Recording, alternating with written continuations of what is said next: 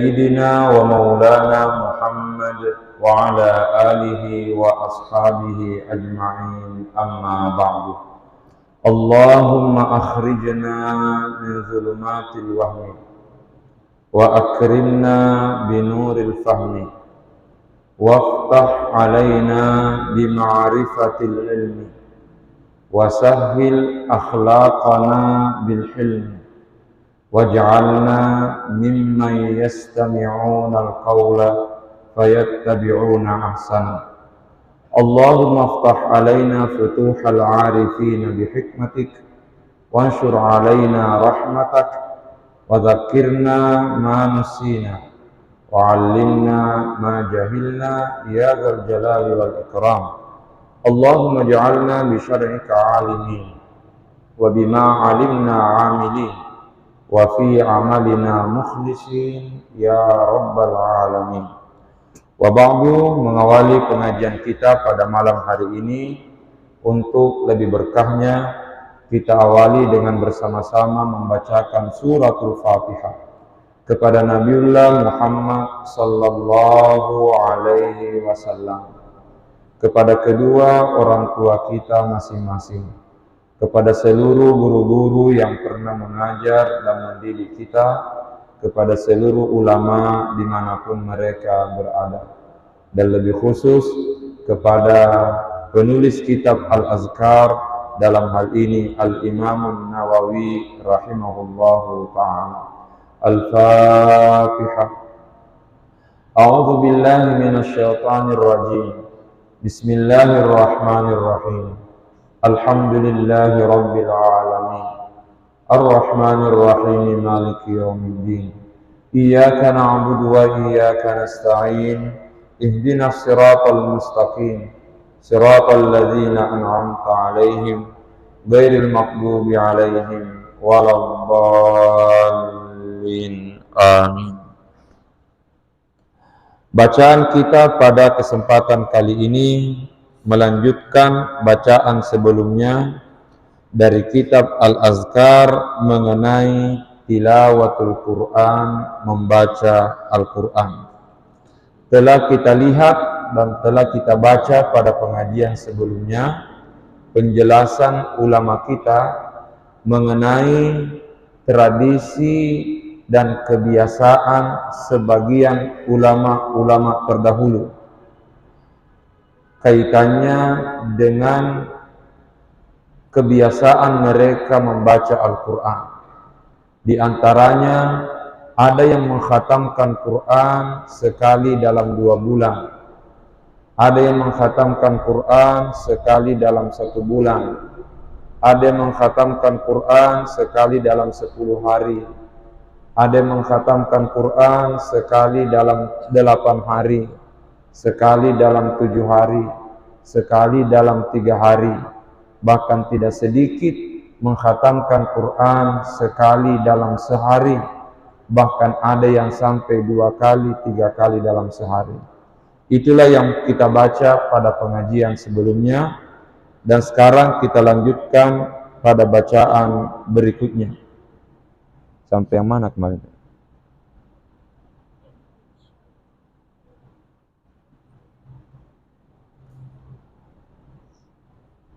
Oh ya. Qala al-musannifu rahimahullahu ta'ala wa nafa'ana bi'ulumihi fid dharain.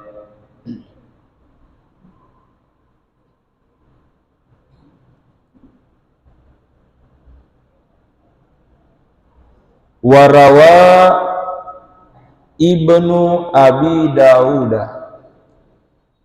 bi isnadihi sahih, diriwayatkan oleh Ibnu Abi Dawud bi isnadihi sahih, dengan sanadnya yang sahih, yang berarti riwayat ini riwayat sahih. Anna Mujahidan rahimahullahu ta'ala, bahwasanya Mujahid rahimahullahu ta'ala, semoga Allah meridainya, karena yahtimul Qur'ana, beliau selalu mengkhatamkan Quran. Kana yahtimul Qur'ana, beliau selalu mengkhatamkan Quran fi Ramadan, di dalam bulan suci Ramadan, fima bainal maghribi wal isya'i, antara maghrib dan isya, antara maghrib dan isya. Sekali lagi saya ingin sampaikan, tidak elok dan tidak benar bila kita menilai orang lain dengan penilaian diri kita sendiri. Tidak elok dan kurang tepat kalau kita menilai orang lain dan yang dijadikan ukuran adalah diri kita, karena bisa jadi ukuran kita berbeda dengan ukurannya orang lain. Sepintas lalu mungkin kita mengatakan, bagaimana bisa Mujahid? Mujahid ini adalah salah seorang tabi'in senior. Beliau adalah muridnya Abdullah ibnu Abbas, dan beliau pernah belajar kepada beberapa orang sahabat. Sekalipun yang paling dekat dengan Mujahid adalah Abdullah ibnu Abbas. Begitu dalamnya kepakaran keilmuan begitu dalamnya kepakaran dan keilmuan Mujahid kaitannya dengan penafsiran Al-Quran, sampai-sampai ada yang menggelari beliau sebagai Imam Tafsir wal Mufassirin. Ada yang menggelari beliau Imam Tafsir wal Mufassirin, imamnya tafsir dan imamnya para mufassir. Begitu dalamnya pemahaman beliau terhadap Al-Quran. Beliau sangat dekat dengan Abdullah ibnu Abbas. Sekali lagi, kita jangan menilai orang lain dengan menggunakan ukuran diri kita, karena bisa jadi ukuran diri kita itu berbeda dengan ukurannya orang lain. Mungkin kita mengatakan, bagaimana bisa Mujahid mengkhatamkan Quran antara maghrib dan isya selama bulan suci Ramadan? Dia mampu mengkhatamkan Quran antara maghrib dan isya, maksudnya antara salat maghrib dengan salat isya. Ini berarti salat isyanya diundur-undur, ya. Bukan masuknya waktu langsung salat, tapi pelaksanaan salatnya yang diundur demi mengkhatamkan Quran. Kita jangan berpikir bahwa bagaimana bisa. Lagi-lagi itulah yang disebut dengan karamah, ya. Oleh sebagian ulama dipahami bahwa kemampuan ulama-ulama terdahulu dalam mengkhatamkan Quran dalam waktu singkat itu termasuk dalam kategori min anwa'il karamat wal barakat, ya. Itu termasuk dalam kategori min anwa'il karamat wal barakat. Artinya waktu yang digunakan sedikit tapi di dalamnya berisi sekian banyak keberkahan dan kebaikan. Beda dengan kita, ya to namanya gawatuna makuran lalu di Cina, ya. Ulama-ulama terdahulu bisa jadi waktunya sedikit tapi kebaikannya banyak. Nah, inilah diantaranya Mujahid mampu mengkhatamkan Quran selama Ramadan setiap malam antara maghrib dan isya, antara salat maghrib dengan salat isyanya itu berhasil mengkhatamkan Quran satu kali. Ada satu khusus untuk Mujahid, dan ini keluar dari baca Quran. Ada satu pesan mulia yang bisa menjadi catatan kita kaitannya dengan biografi Mujahid. Kalau kita membaca terjemahnya Mujahid artinya biografinya Mujahid, maka di sana kita akan menemukan sekian banyak pesan-pesan mulia dari beliau. Salah satu di antaranya beliau pernah berpesan bahwa Abdullah ibnu Abbas pernah berpesan kepadaku. Artinya sang guru berpesan kepada muridnya. Abdullah ibnu Abbas berkata atau berpesan kepada Mujahid, jangan kamu tidur kecuali dalam keadaan punya wudu. Saya ulangi, Abdullah ibnu Abbas berpesan kepada Mujahid, jangan tidur kecuali kamu dalam keadaan punya wudu. Alasannya apa? Abdullah ibnu Abbas mengatakan, konon ruh kita akan dicabut dari tubuh sesuai dengan kebiasaannya ketika dia dicabut. Saya ulangi, konon Abdullah ibnu Abbas berkata, berpesan kepada Mujahid, yang sekaligus menjadi pesan untuk kita semua. Konon Mujahid bercerita, qala li ibnu Abbas, ibnu Abbas berkata kepadaku, jangan tidur kecuali kamu dalam keadaan punya wudu. Mengapa? Karena ruh ini di saat sakaratul mautnya kita nanti, ruh ini akan dicabut dari tubuh sesuai dengan kebiasaannya dia dicabut. Bagaimana maksudnya? An-naumu akhul mauti. Tidur itu saudaranya mati. Artinya ketika kita tidur seolah-olah ruh kita ini keluar dari jasad kita, seolah-olah keluar dari jasad. Artinya apa? Ketika kita membiasakan diri berwudu sebelum tidur, artinya kita tidur dalam keadaan berwudu, dalam keadaan punya wudu. Ketika itu menjadi kebiasaan kita, maka bisa jadi kebiasaan itu sebenarnya merupakan doa agar ketika kita menghembuskan napas terakhir nantinya, kita pun juga menghembuskan napas terakhir dalam keadaan punya wudu. Dalilnya mana? Nabi bersabda, yamutul mar'u ala ma ya'ishu alaih. Hadis Nabi mengatakan, yamutul mar'u ala ma ya'ishu alaih. Seseorang itu mati sesuai dengan kebiasaannya ketika dia hidup di dunia. Termasuk diantaranya tadi, membiasakan diri dalam keadaan istiqamah punya wudu.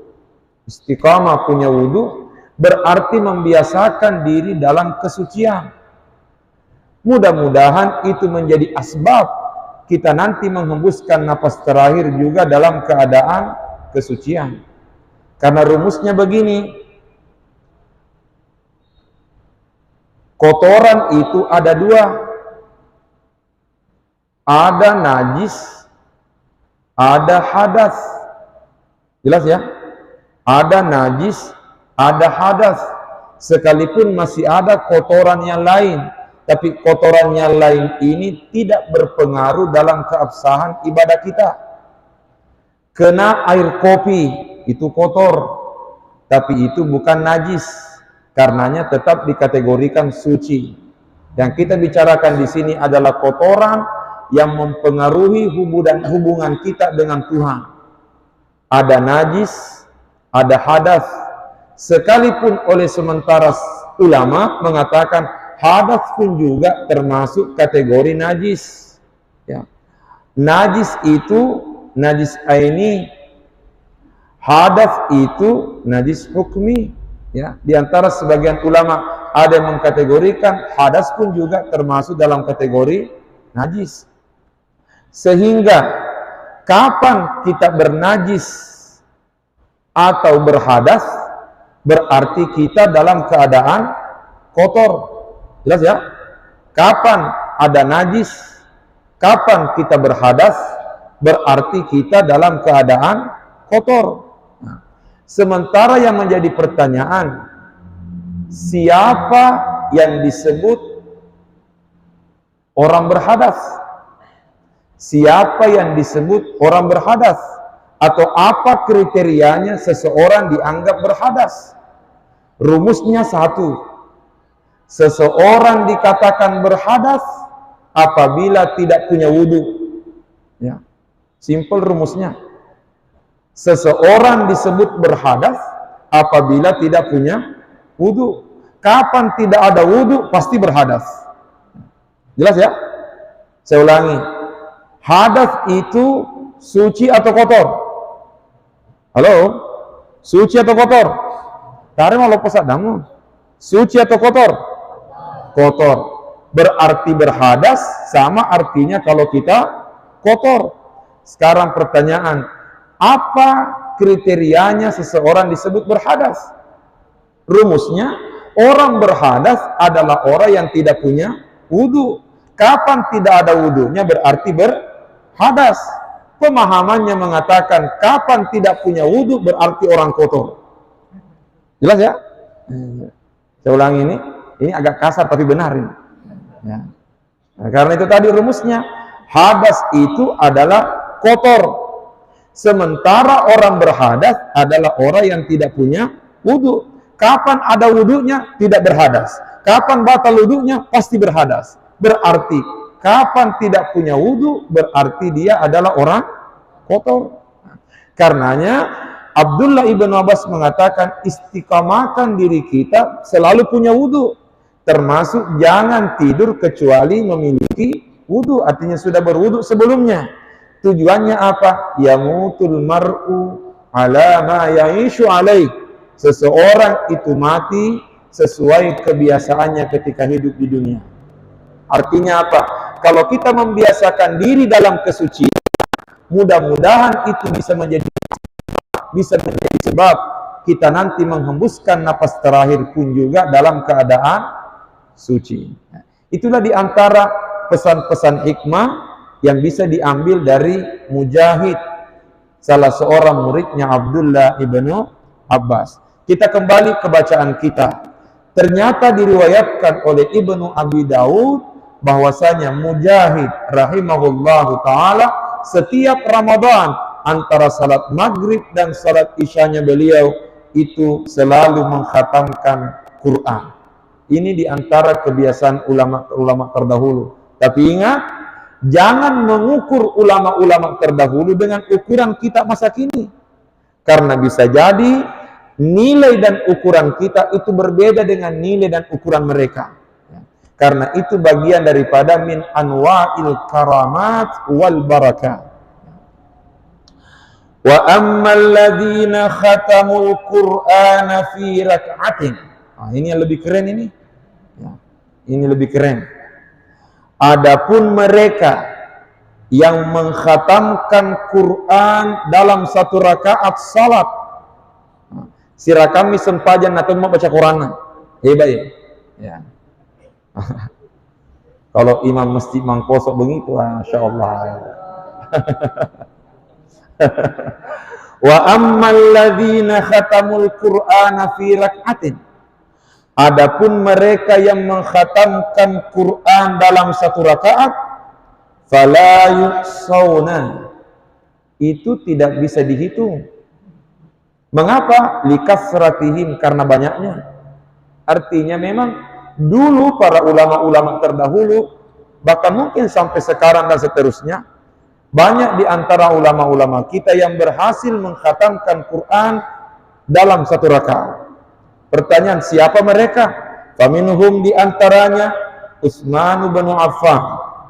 Utsman ibn Affan, sahabat Nabi, khalifah yang ketiga. Ya. Suami dari dua putrinya Nabi. Karenanya beliau disebut dengan istilah Zunnurain. Orang yang memiliki dua cahaya. Memiliki dua cahaya. Mengapa? Karena memperistrikan dua putrinya Rasulullah. Siapa nama istrinya Utsman? Satu. Siapa?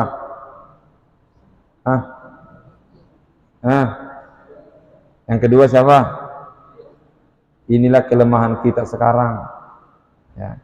Kita terkadang terlalu kuat mengkaji agama, mengkaji fikih, kaji ini, tapi kadang lupa bicara sejarah, kadang lupa dengan sejarah. Ya. Padahal ada ungkapan mengatakan mal laisa lahu madin falaisa lahu mustaqbal. Siapa yang tidak punya masa lalu, maka dia tidak akan pernah memiliki masa depan. Ya. Sejarah itu adalah masa lalu. Karenanya perlu kita belajar sejarah untuk mengambil pelajaran di masa lalu. Ya. Tulis. Man laisa lahu madin. Karena saya yakin akan ada yang jadi story di sini. Viralkan itu ya. Man laisa lahu madin falaisa lahu mustaqbal. Siapa yang tidak punya masa lalu, maka dia tidak akan pernah memiliki masa depan. Ya. Tapi ingat, sekelam-kelamnya masa lalu kita tetap punya harapan mencerahkan masa depan. Ya. Saya ulangi, sekelam-kelamnya masa lalu kita tetap memiliki harapan mencerahkan masa depan. Mempelajari masa lalu bukan berarti fokus ke belakang lalu lupa dengan masa depan. Ya. Belajarlah pada filosofinya sopir mobil. Di depannya ada kaca yang lebar, tapi tetap ada kaca spion yang kecil. Pertanyaan, mengapa di depan sopir ini lebar kacanya, tapi tetap tersedia kaca spion? Karena itu merupakan isyarat, fokuslah menatap ke depan, tapi sesekali lihatlah kaca spion untuk melihat kondisi yang ada di belakang. Ya. Sekalipun ada ungkapan mengatakan don't look back. Ya. Jangan melihat masa lalu. Secara pribadi saya tidak setuju dengan itu. Sesekali tataplah masa lalu untuk mengambil pelajaran demi suksesnya masa depan. Ya. Man laisa lahu madin falaisa lahu mustaqbal. Ini menjadi persoalan kita nih, kadang kita lupa sejarah. Putrinya Nabi ada berapa? Putrinya Nabi ada berapa? Putranya Nabi ada berapa? Sekarang anaknya Nabi ada berapa? Ada 7. Sekarang putrinya ada berapa? Putranya ada berapa? Siapa? Qasim, siapa lagi? Hafal itu Aqidatul Awam. Nih, kita sudah hafal dalam Aqidatul Awam. Qasim, siapa lagi? Siapa lagi? Ibrahim. Nama putrinya Nabi siapa? Zainab. Siapa lagi? Ruqayyah. Siapa lagi? Fatimah. Siapa lagi?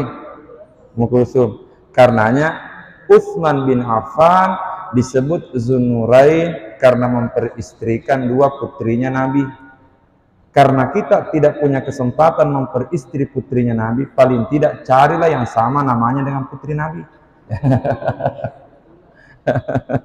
Carilah Fatimah, ya. Carilah Ruqayyah. Banyak Ruqayyah di sini. Ustaz, saya sudah mencari namanya Ruqayyah tapi saya tidak menemukan. Namanya tidak sama tapi sifatnya sama, itu saja ya. Sebab al-ibratu bil musammayat laisa bil asma'. Yang menjadi penilaian itu adalah substansi, bukan sekedar nama. Ya. Kan ada ungkapan mengatakan, pertanyaan ini, minyak unta cap babi atau minyak babi cap unta? Pilih mana? Minyak unta cap babi dengan minyak babi cap unta, pilih mana? Minyak unta cap, namanya babi tapi isinya unta, itu halal. Berarti namanya tidak terlalu keren tapi isinya bagus, maka itu halal. Daripada minyak babi cap unta. Karenanya jangan terpukau dan terlena hanya gara-gara casing dan penampilan. Jadi hati-hati kan yang perempuan-perempuan ini. Siapa tahu melihat mahasiswi selalu keren penampilannya, hati-hati jangan sampai celana pinjaman. Ya. Ya. Jangan terlalu terlena dengan penampilan, karena yang paling penting itu bukan penampilan lahiriah, tapi yang paling penting itu adalah penampilan batiniah. Karenanya kan ada ungkapan, biarlah wajahku wajah-wajah anarkis, yang penting hatiku tetap romantis. Ya. Daripada wajahnya wajah-wajah romantis, kata-katanya selalu manis, tapi ternyata sikapnya bengis, perbuatannya anarkis, selalu bikin menangis, kuat makan kue lapis. Ya. Oke. Kita lanjutkan. Wa ammal ladzina khatamul Qur'ana fi rak'atin. Adapun mereka yang mengkhatamkan Quran dalam satu rakaat, faminhum fala yuhsana likafratihim. Itu tidak dapat dihitung karena begitu banyaknya. Faminhum, di antara mereka Utsman bin Affan. Di antaranya adalah Utsman bin Affan, kemudian wa Tamimu ad-Dari. Tamim ad-Dari berarti ini mungkin alumni Mahat Ali ya. Karena gelarnya Mahat Ali kan ad-Dari. Karenanya kalian sebagai mahasantri Mahat Ali perlu mengkaji biografinya Tamim ad-Dari. Ya. Insyaallah kalian nanti akan menemukan banyak pelajaran ketika membaca biografi ulama. Banyak sekali pelajaran bisa diambil ketika kita mengkaji biografi ulama. Ya, karena hidupnya ulama itu selalu penuh dengan kebaikan. Ya, Tamim ad-Dari bagian daripada itu. Gelarnya Mahat Ali Mangkoso ad-Dari. Nah, ini mirip-mirip ini. Jangan sampai warga DDI. Ya, dari kemudian Sa'id bin Jubair. Ya, Sa'id bin Jubair.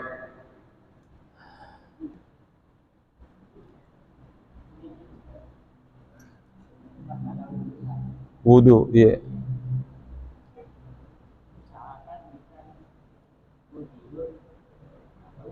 Iya.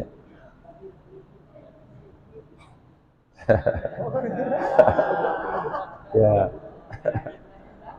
Ya. Ya.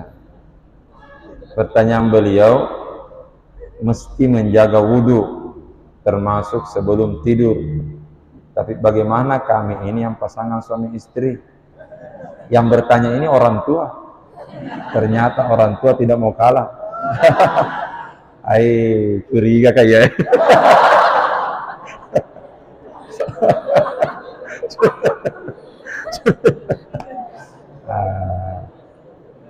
Satu ya.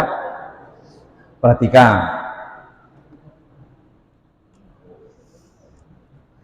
Berwudu itu ibadah. Bercumbu rayu dengan istri itu juga ibadah. Jelas ya? Saya ulang ini. Ya. Semangat misalnya. Ya. Berwudu itu ibadah.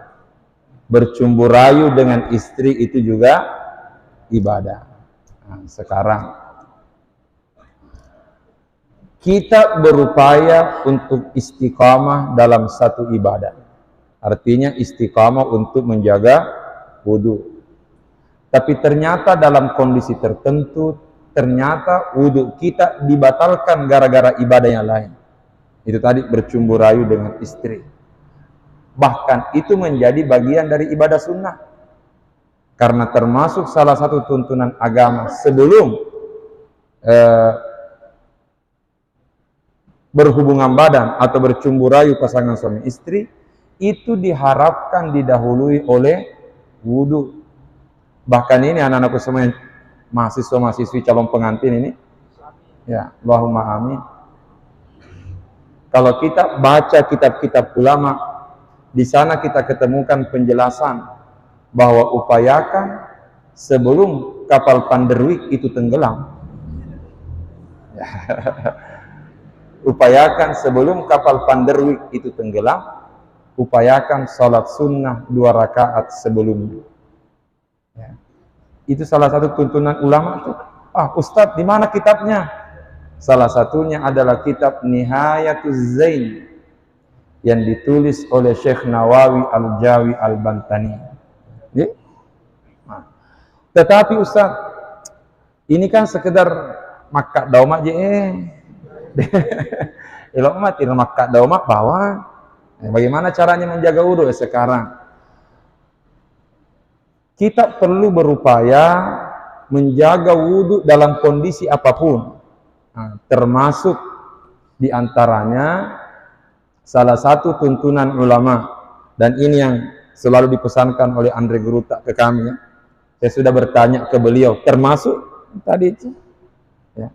Saya pernah tanyakan pertanyaan tadi langsung ke beliau. Saya malu-malu bertanya. Kenapa? Karena yang di samping saya putri beliau. Nah, tapi saya mesti tanyakan karena saya bingung. Pura kimak jenni, loki sirepet tindro. Marusak si jenni. Ya, karena pasti bersentuhan. Nah, karenanya dipesankan upayakan berwudu yang tidak batal hanya gara-gara sentuhan suami istri, sentuhan biasa. Ya. Sepakat ulama kalau sentuhan luar biasa, sepakat ulama batal wudu. Tapi kalau hanya sentuhan-sentuhan biasa, itu tidak sampai batal wudu oleh sebagian ulama. Tapi rumusnya beliau mengatakan, jenneko rigau engkana suku jennekmu, berwudulah dengan wudu yang sempurna ala Syafi'iyah, berwudulah dengan wudu sempurna ala Syafi'iyah. Imam Asy-Syafi'i atau Syafi'iyah mengatakan berwudu dengan mengusap kepala sedikit itu sudah sah wudu. Jelas ya? Itu sudah sah. Tapi sempurnanya usap semua kepala. Dari depan ke belakang, dari belakang ke depan. Oleh Imam Malik dan Imam Ahmad bin Hanbal itu dikatakan wajib. Nanti sah wudu kalau diusap semua. Imam Abu Hanifah mengatakan nanti sah wudu kalau yang diusap selebar telapak tangan. Tapi Imam Syafi'i mengatakan yang penting diusap sedikit sudah sah. Tapi sempurnanya dianjurkan usap semua. Yang kedua, membasuh tangan sampai siku, yang penting sudah sampai siku sah wudu. Tapi dianjurkan lebih paling tidak 3 jari. Jelas ya? Itu sempurnanya. Berkumur-kumur, masukkan air ke mulut, itu sudah sah. Tetapi sempurnanya adalah berkumur-kumur, masukkan air ke dalam, putar air di dalam, kalau bisa jadi telunjuk masuk, gosok-gosok di dalam. Kemudian setelah itu untuk sempurnanya mesti ada ini, baru buang. Ya. Karenanya ada kumur-kumur sempurna, ada kumur-kumur tidak sempurna tapi sah. Kumur-kumur sempurna mesti ada ini, baru dibuang. Tapi kumur-kumur tidak sempurna tapi sudah sah, masukkan air di mulut, putar-putar, kasih keluar. Pertanyaan, mengapa dua modelnya kumur-kumur? Karena orang yang berwudu juga dua macam. Ada yang berwudu berpuasa, ada yang berwudu tidak berpuasa. Yang tidak berpuasa dianjurkan, tapi yang berpuasa jangan. Jangan sampai jam 2 siang berpuasa, lalu pergi berwudu. Masa ulang itu? Karenanya, sebagian ulama mengatakan berwudu ala Syafi'iyah yang sempurna, maka itu tidak batal wudu hanya gara-gara sentuhan biasa. Jelas di? Inilah yang diajarkan oleh sebagian ulama kita kalau kita mau naik ke tanah suci. Ya. Sebaiknya kita yang bermazhab Syafi'iyah kalau berangkat ke tanah suci menunaikan ibadah haji dan ibadah umrah, sebaiknya wudunya wudu sempurna. Tidak usah talfik, tidak usah pindah mazhab. Ya. Ya, ada kita pindah mazhab, tapi pindah mazhabnya hanya 13 hari. Ya. Jadi tidak usah talfik, tidak usah pindah mazhab. Cukup berwudu mazhab Syafi'iyah dengan sempurna. Maka itu tidak akan batal hanya gara-gara sentuhan biasa. Nah, termasuk tadi mengusap kepala semua, tangan juga sebagainya, berkumur-kumur dan sebagainya. telinga, dan semuanya. Kita perbaiki secara sempurna. Maka itu tidak akan batal hanya gara-gara sentuhan-sentuhan biasa. Nah, karenanya nanti nih, kalau sudah menikah, sebaiknya biasakan dari sekarang berwudu sempurna sebelum tidur. Kalau sudah menikah, berwudu sempurna, lalu pergi baring bersama dengan istri, bersentuhan kulit. Kalau hanya sentuhan-sentuhan biasa, itu tidak sampai membatalkan wudu. Kecuali kalau sentuhannya tidak menimbulkan efek samping, tapi sentuhannya menimbulkan efek depan, itu yang bermasalah. Paham nih? Jadi kalau ini pendidikan pranikah ini. Terakhir, sebagai penjelasan singkat mengenai bukti bahwa Utsman bin Affan mengkhatamkan Quran dalam satu rakaat salat, diceritakan oleh Abdurrahman bin Utsman At-Taimi. Beliau pernah bercerita bahwa ketika beliau bangun tengah malam ingin melaksanakan salat, mau salat malam, tiba-tiba ada seseorang yang memegang, mau salat nih, mau takbir, tiba-tiba ada orang yang memegang pundaknya. Kalau kita yang begini, bangun kita sendiri tengah malam, Allahu Akbar, tapi sebelum takbir tiba-tiba ada yang pegang pundak, lari ngede. Tapi ternyata Abdurrahman bin Utsman At-Taimi ketika mau salat, sebelum takbir ada yang pegang pundaknya. Maka beliau memandang ke belakang. Ternyata yang memegang pundaknya faiza huwa Utsman bin Affan. Itu adalah Utsman bin Affan wa huwa yawma idzin khalifah. Waktu itu Utsman sudah menjadi khalifah. Karena datang Utsman bin Affan, maka Abdurrahman bin Utsman At-Taimi mempersilahkan Utsman bin Affan menjadi imam. Lalu beliau ikut di belakang Utsman untuk menjadi makmum, ikut salat berjamaah. Ini juga bisa menjadi dalil bahwa berjamaah salat lain itu boleh. Maka faqama yusalli, maka berdirilah Utsman bin Affan melaksanakan salat. Faqara'a, ini rakaat pertama.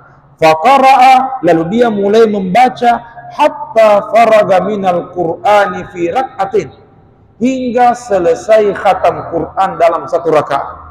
Ini dibaca Al-Fatihah, Al-Baqarah sampai surah An-Nas, satu rakaat. Mazada 'alaiha, tidak ada yang ditambah. Artinya bacaannya tidak ditambah, rakaatnya tidak ditambah, hanya satu rakaat dikerjakan.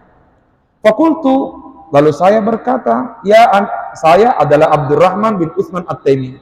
Beliau berkata, ya Amirul Mukminin, wahai Amirul Mukminin, maksudnya wahai Utsman, ma sallaitu illa rak'atan.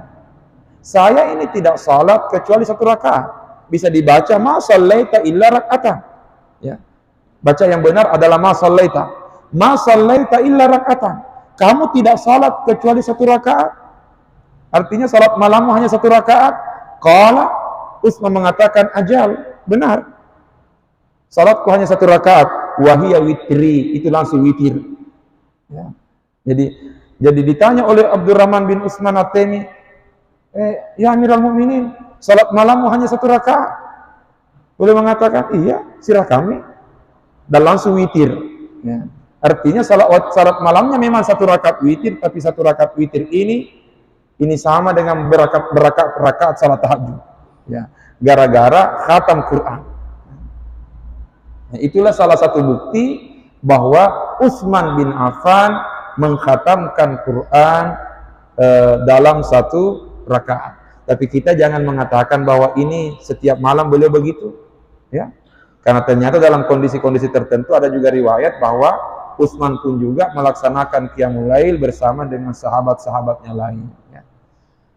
Saya kira demikian pengajian kita pada kesempatan kali ini. Ala kulli hal, ini menunjukkan bagaimana kebiasaan ulama-ulama terdahulu kaitannya dengan baca Quran. Nah, karenanya kita ini yang hidup di masa sekarang, ma la yudraku kulluh, la yutraku kulluh. Yang tidak bisa didapat semua, jangan tinggalkan semua. Pertanyaan untuk kita, dan harap dijawab dalam hati. Sudah buka Quran kah kita hari ini? Sejak terbit matahari sampai tenggelam, apakah kita pernah membuka mushaf Al-Quran untuk membaca? Nah, kembalikan jawabannya pada pribadi kita masing-masing. Upayakan ma la yudraku kulluh la yutraku kulluh. Yang tidak bisa didapat semua, jangan tinggalkan semua. Ingat selalu, siapapun dan apapun yang selalu dekat dengan Al-Quran pasti mulia dan dimuliakan. Saya ulangi, siapapun dan apapun yang selalu dekat dengan Al-Quran pasti mulia dan dimuliakan. Allahu a'lam. A'udzu billahi minasyaitonir rajim. Bismillahirrahmanirrahim. Alhamdulillahi rabbil alamin. Allahumma salli ala sayyidina Muhammad wa ala alihi wa sahbihi wa sallim. Allahumma anfa'na bima 'allamtana wa 'allimna ma yanfa'una warzuqna ilman yanfa'una. Rabbana zidna ilman warzuqna fahma. Subhanaka la ilma lana illa ma 'allamtana innaka antal alimul hakim. Rabbana atina fid dunya hasanah wa fil akhirati hasanatan wa qina adzabannar. Wa sallallahu ala sayyidina Muhammad wa ala alihi wa sahbihi wa sallam. Subhana rabbika rabbil izzati amma yasifun wa salamun ala al mursalin walhamdulillahi rabbil alamin. Allahumma salli afdala salatin ala as'adi makhluqatika sayyidina Muhammad wa ala alihi wa sahbihi wa sallim adada ma'lumatika wa midatika kullama zakaraka zakiruna wa ghafala an zikrihil ghafilun. Allahumma amin. Assalamualaikum warahmatullahi wabarakatuh.